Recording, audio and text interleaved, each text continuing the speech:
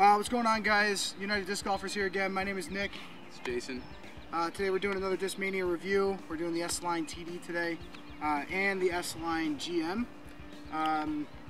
Jay, TD? The turning driver, very deceiving. I guess a lot of people think this would be a really understable disc, and it's not. It does have a very healthy turn. This red one is the 169, and we got a max weight 175. Between the two, I noticed little difference. The red one was a little bit, the lightweight one was a little bit easier to put more spin on to get more of a turn, but this disc carries a very reliable and heavy fade. So you will get a heavy turn depending on the hyzer you put on it, how much turn you'll get before the fade, but for the most part, you have to throw it into a headwind pretty flat in order to just get a full turnover. It comes back most of the time.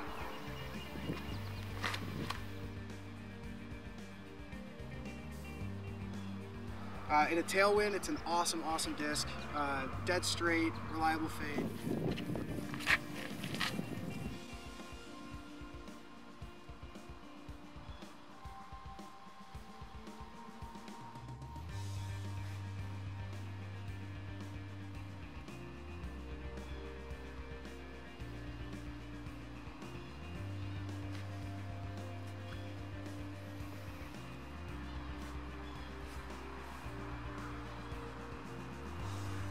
The GM, overstable mid-range.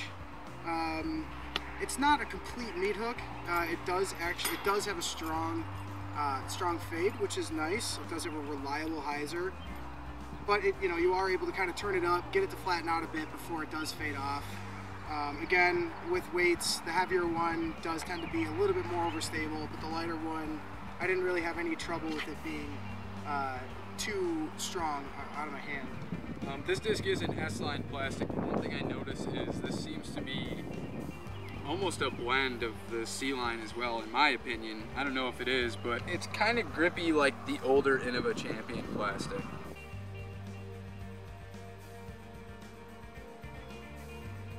Discmania says that this disc is the greater mid-range. It's supposed to fill a gap between your mid-ranges in your bag and then your fairway drivers. You're supposed to be able to throw harder and farther than most of your mid-ranges. I found that to be pretty true. You can put a lot of spin and throw this pretty hard.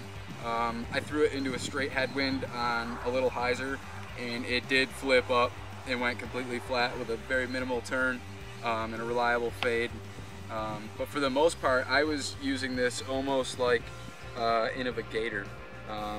Throwing it on a hyzer, a very controlled, slower speed hyzer to maintain a very reliable hyzer route. No flip up, no turn or anything. And I found it really easy to throw it to that 300 mark on a pure hyzer.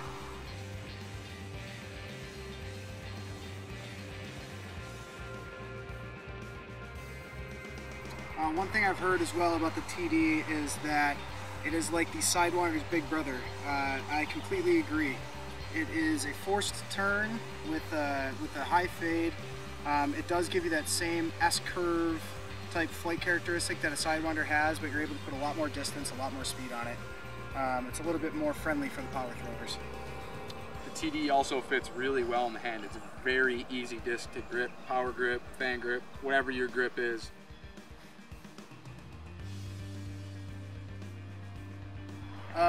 If you are interested in picking up an S-Line TD or the S-Line GM, go to discmaniastore.net. Make sure to use our coupon code United Disc Golfers -1 for 10% off of your order. Stay tuned because United Disc Golfers has a lot more Discmania reviews coming up. We should see some exciting footage in the future, so